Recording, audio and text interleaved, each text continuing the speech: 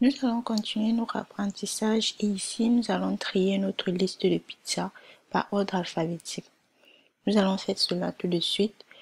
On va dire que dans la fonction afficher pizza, on veut trier par ordre la liste des différentes pizzas. Donc je vais aller dans la fonction ajouter pizza et je vais mettre collection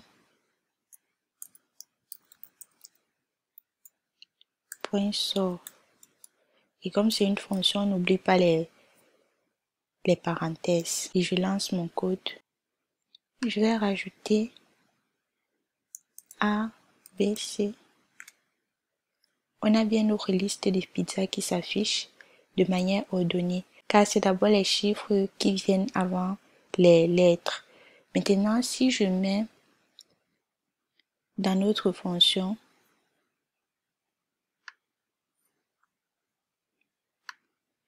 reverse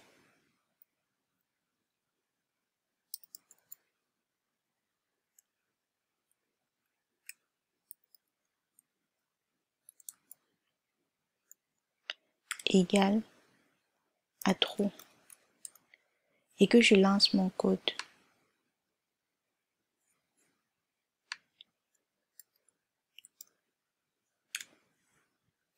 vous voyez qu'on a d'abord la végétarienne qui vient, ensuite Hawaii, après calzone.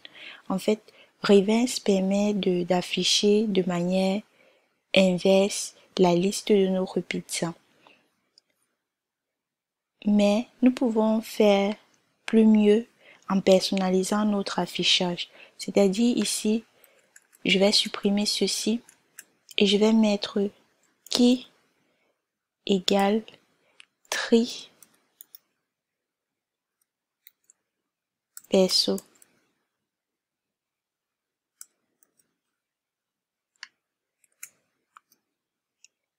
Et je vais venir ici, créer une fonction def tri perso, parenthèse, ça prend un élément en paramètre, deux points, et ça va retourner l'élément en question. Je vais mettre E. Et je lance mon code. Vous voyez que ça affiche de façon ordonnée notre liste par défaut. Et maintenant, si je mets len devant l'élément, parenthèse, et que je lance,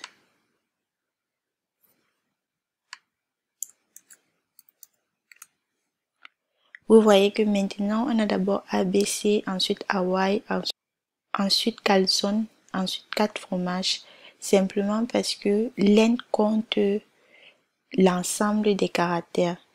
Donc ici, on trie en fonction du nombre de caractères.